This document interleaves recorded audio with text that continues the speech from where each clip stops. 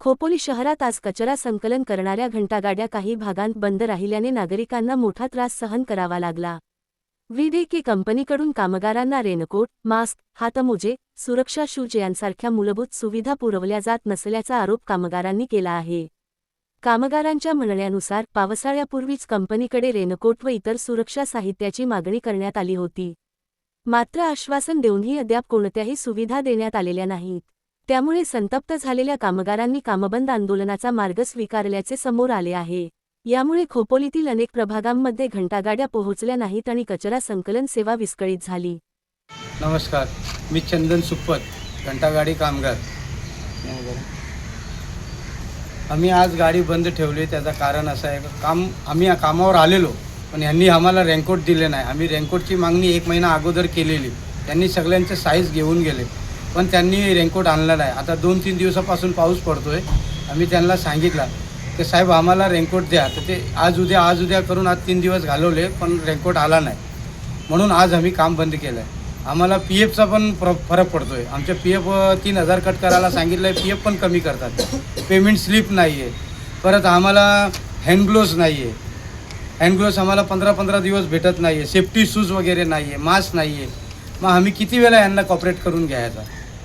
VDK facility ह्या कंपनीला आपल्या नगरपालिकांना काय झालेलं आहे माहिती नाही. त्यांना काय करत नाही आहे, ते बोलत नाही. 1 महिन्यानी त्यांना सस्पेंड करतो, 1 महिन्यानी कॉन्ट्रॅक्ट बंद करतो. फक्त हेच आम्हाला आश्वासन भेटतो, पण त्यांना काय ते बोलत नाही आहे. आणि ते पण काय कंपनीचे लोक ते काय लक्ष देत नाही आहे. सगळे पोरांना सगळ्यांना असंच वाया सोडून टाकला आहे आम्हाला कचऱ्यावाल्यांना. आम्ही उन्हामध्ये पक्का ऊन तापलेला तरी पण आम्ही कामं करत गेलो. उन्हामध्ये लोकांना चक्कर यायला लागले तरी आम्ही कामं केले. आता पावसाळ्यात आम्ही भिजलो किंवा काय झाला, आम्ही आजारी पडलो तर कोण जबाबदारी घेणार त्याची? त्याचं पण कोण हे नाही करत. आणि पेमेंट स्लिपचा महत्त्वाचा विषय तर सरळ आम्हाला सांगतात. त्यांचे सुपर मॅनेजर आलेले अविनाश शिर्के, तो बोलतो आम्ही कुठल्याही कॉन्ट्रॅक्टरांमध्ये आम्ही कुठेही काम करतो, कुठेही कॉन्ट्रॅक्ट चालू आहे, तिथं आम्ही पेमेंट स्लिप देत नाही आहे. मग पेमेंट स्लिप देत नाही तर PF कुठल्या बेसवरती कट करताय ते आम्हाला कसं समजेल का आमचा PF किती कट करताय ना किती नाही. फक्त माझी मागणी हे आहे साहेब, तर कॉन्ट्रॅक्टरांनी लक्ष द्यावं आमच्या कामगारावरती.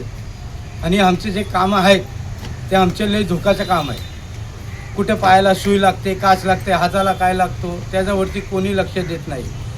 सुपरवायझरांना बोलवला तर ते बोलतात तुम्ही दवाखान्याला जा, आम्ही येतो. आणि दवाखान्याला गेल्यावर ते लवकर येत नाही आहे. तर त्याच्यावरती जरा काहीतरी कारवाई करा. नगरपालिकाची माझी विनंती आहे तर तुम्ही या कॉन्ट्रॅक्टरावरती जरा जोर टाका आणि त्यांना सांगा जे काय यांच्या मागण्या आहेत ते पूर्ण करा. अरे मांगने बोले तो अपन के उनके पास क्या भीख मांगते क्या? अपन अपना जो कुछ है जो अपने खुद का है वो मांग रहे ना अपन उसके पास. आम्ही आमच्या हक्काचाच मागतोय, तरी पण आम्हाला ते त्रास देत आहे. हक्काचा पण मागायचा नाही का? असं झालं माहिती का साहेब, तुम्हाला एक सांगतो मी का जेणेकरून VDKचं जे काम आहे ना, तर ज्या टायमाला आलं त्या टायमाला आम्हाला वाटलं कुठंतरी चांगलं असेल, बरोबर की नाही. तर कालांतराने असं झालं की सगळे सुपरवायझर आले, मॅनेजर आले, माने करून मॅनेजर ते लोक आले. कर्मचाऱ्याचा 1 रुपयाचा ते लोक कुठंही फायदा आणि या कुठल्या गोष्टीचा काही बघत नाही. फक्त ते ओन्ली त्यांचा ते फायदा बघत आहेत. आज आपला कर्मचारी हीटमध्ये काम करतो, म्हणजे उन्हामध्ये काम करत होता.